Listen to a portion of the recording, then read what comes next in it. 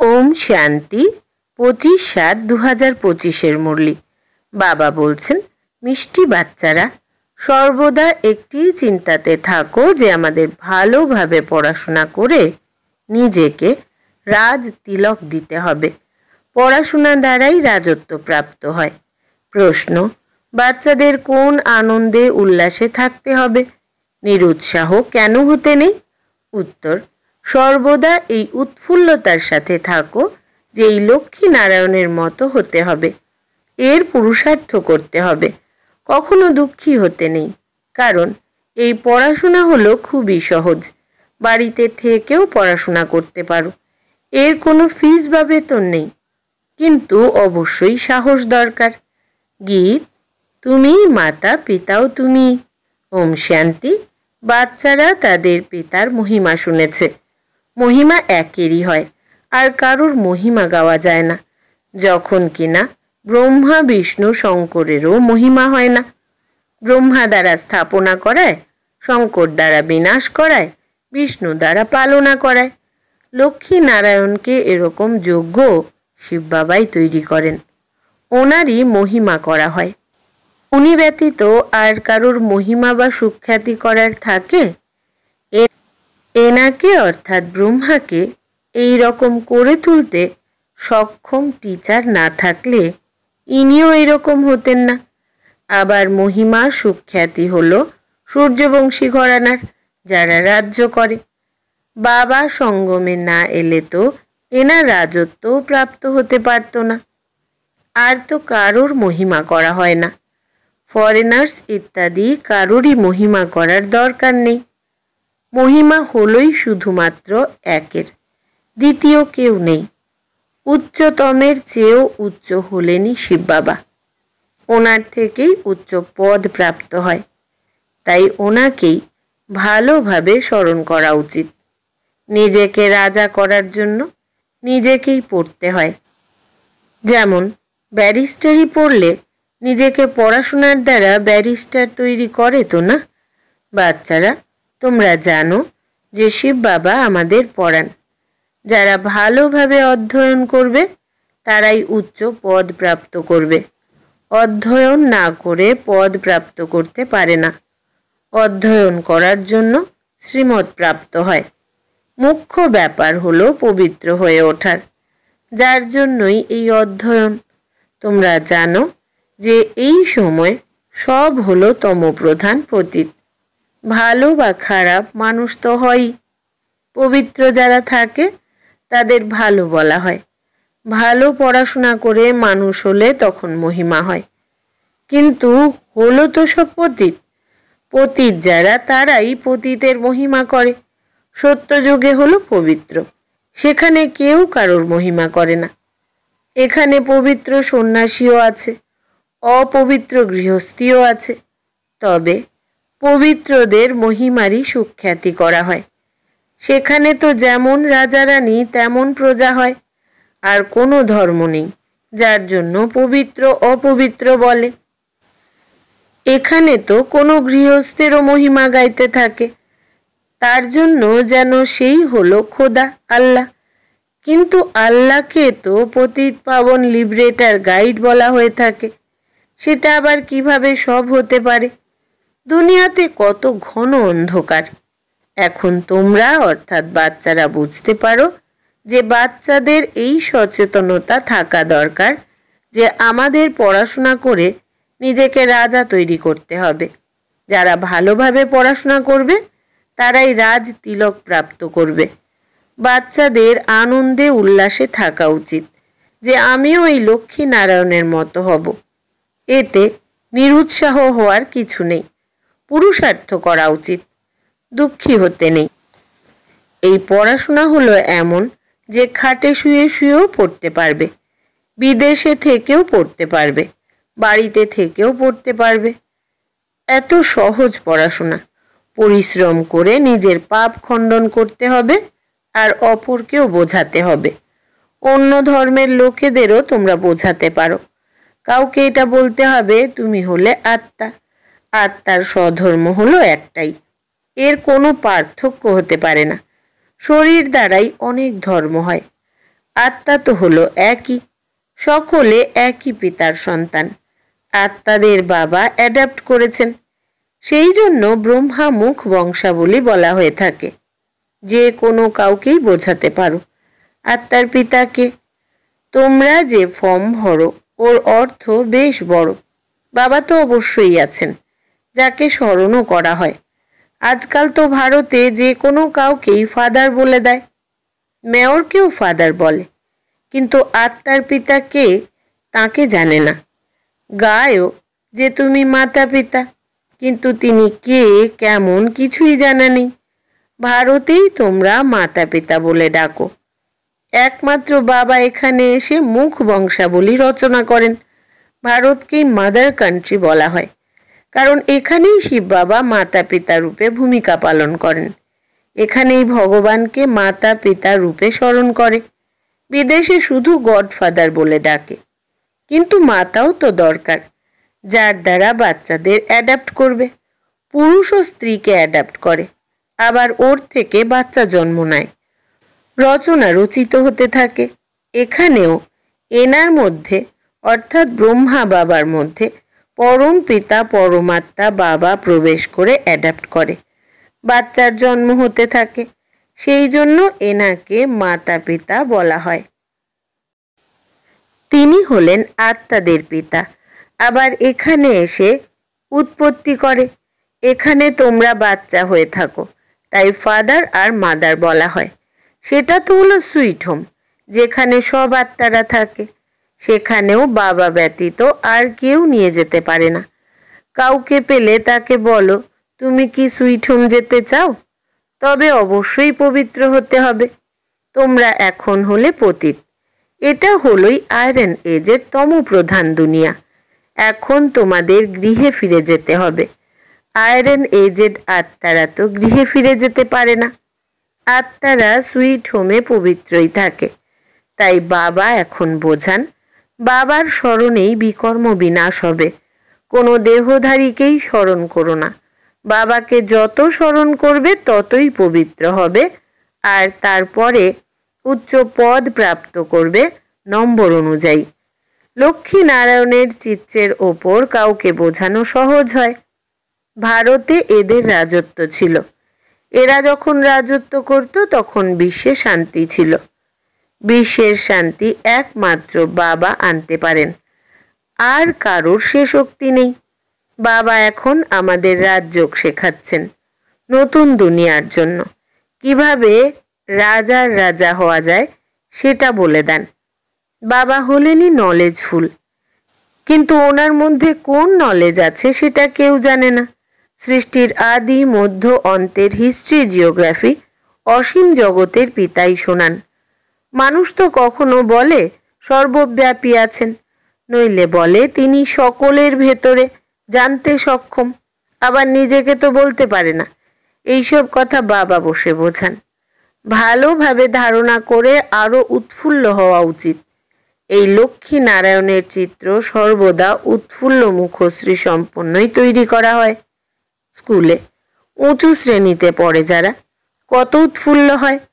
অন্যান্যরাও বোঝে ইনি তো অনেক বড় পরীক্ষায় পাশ করেছে, এটা তো অনেক উচ্চমানের অধ্যয়ন। ফি অর্থাৎ বেতন ইত্যাদির কোনো ব্যাপার নেই, শুধু সাহসের ব্যাপার। নিজেকে আত্মা মনে করে বাবাকে স্মরণ করতে হবে, এতেই মায়া বিঘ্ন সৃষ্টি করে। বাবা বলেন পবিত্র হও। বাবার কাছে প্রতিজ্ঞা করে, আমার মুখ কালো করে দেয়। মায়া খুবই জোরালো, ফেল করে গেলে আবার তার নামের সুখ্যাতি করা যায় না। অমুকে অমুকে শুরু থেকে অনেক ভালো চলছে, মহিমার সুখ্যাতি করা হয়। বাবা বলেন নিজেই নিজের জন্য পুরুষার্থ করে রাজধানী প্রাপ্ত করতে হবে, অধ্যয়নের দ্বারা উচ্চ পদ প্রাপ্ত করতে হবে। এটা হলোই রাজযোগ, প্রজাযোগ নয়, কিন্তু প্রজাও তো হবে। মুখমণ্ডল আর অধ্যয়ন দেখে বুঝতে পারা যায় যে এই ব্যক্তি কি হওয়ার যোগ্য। বাড়িতে স্টুডেন্টের চাল চলন দ্বারা বুঝতে পারা যায় এ ফার্স্ট নম্বরে, এ থার্ড নম্বরে আসবে। এখানেও সেই রকম। অন্তিমকালে যখন পরীক্ষা সম্পূর্ণ হবে তখন তোমাদের সব সাক্ষাৎকার হবে।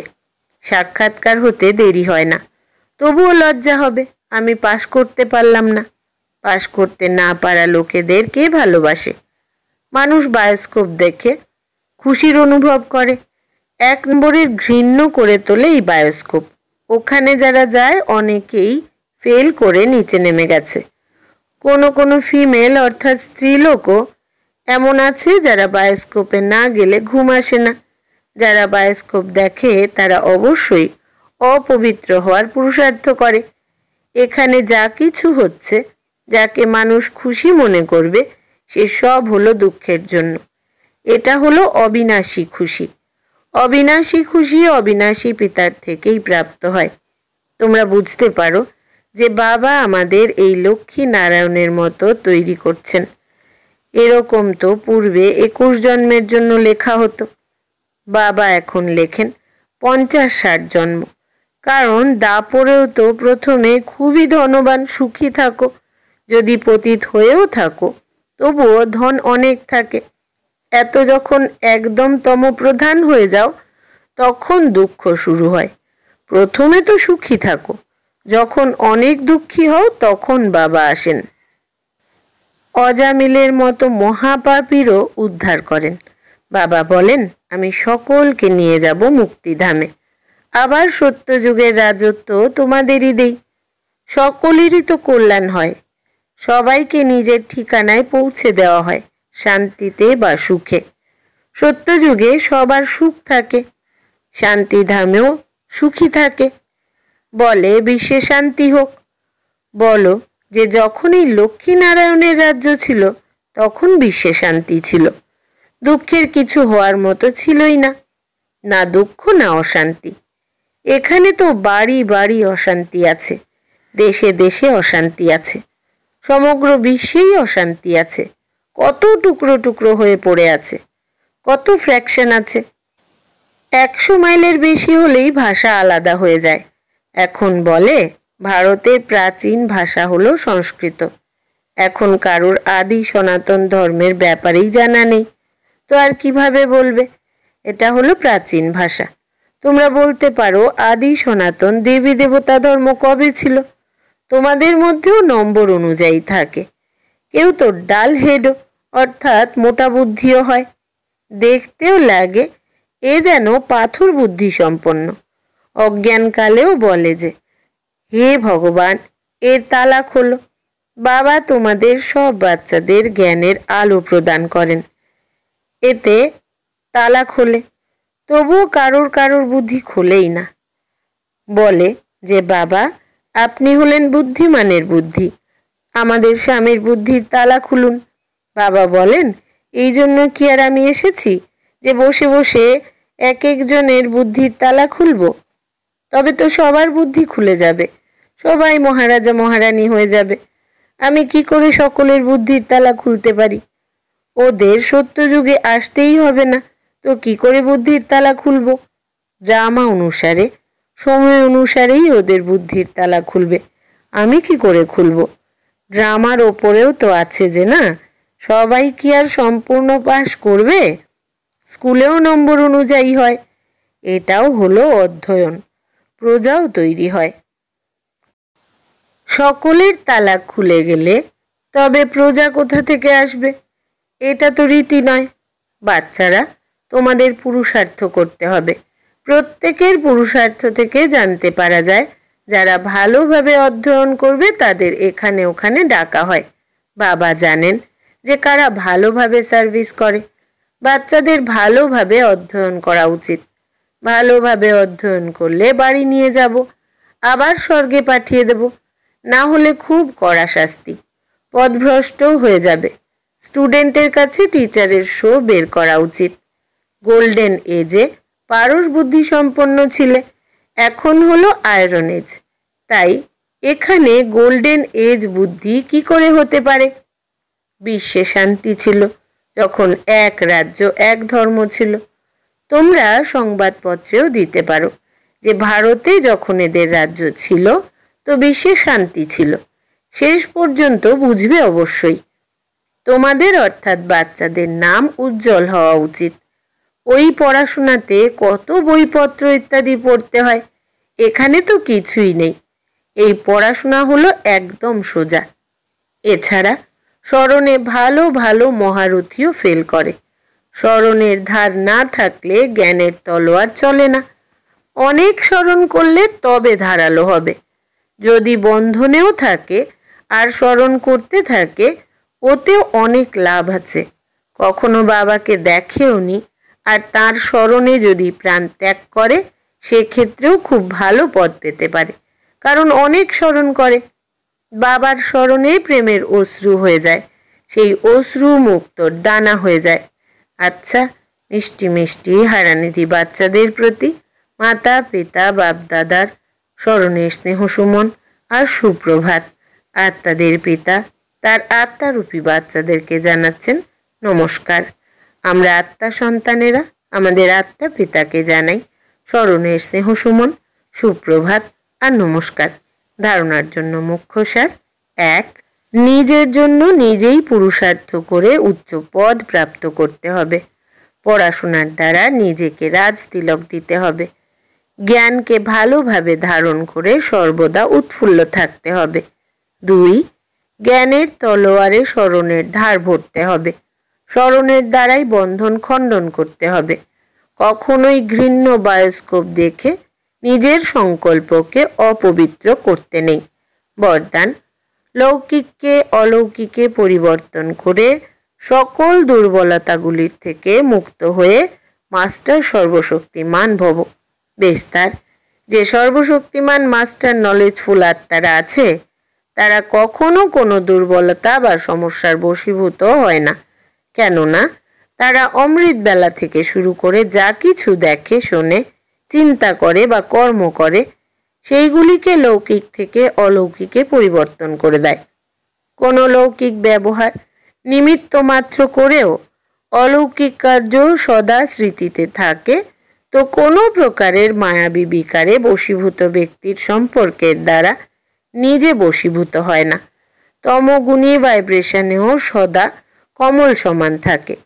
লৌকিক নোংরাতে থেকেও সদা তার থেকে পৃথক থাকে। স্লোগান: সবাইকে সন্তুষ্ট করো, তাহলে পুরুষার্থে স্বাভাবিকভাবেই হাই জাম্প লেগে যাবে। সবাইকে সন্তুষ্ট করো, তাহলে পুরুষার্থে স্বাভাবিকভাবেই হাই জাম্প লেগে যাবে। অব্যক্ত ইশারা: সংকল্পের শক্তি জমা করে শ্রেষ্ঠ সেবার নিমিত্ত হও। সংকল্প শক্তি জমা করতে হলে কোনো বিষয়ে দেখে শুনে সেকেন্ডে ফুল স্টপ লাগানোর অভ্যেস করো। যদি সংকল্পে কেন কির লাইন লাগিয়ে দাও, ব্যর্থর রচনা রচিত করো, তাহলে তার পালনাও করতে হবে। সংকল্প, সময়, এনার্জি তাতে খরচ হতেই থাকবে। এই জন্য এখন এই ব্যর্থ রচনাগুলির বার্থ কন্ট্রোল করো, তাহলে অসীম সেবার নিমিত্ত হতে পারবে। আচ্ছা, আজকের সমান হচ্ছে: আমি মাস্টার সর্বশক্তিমান আত্মা। ওম শান্তি।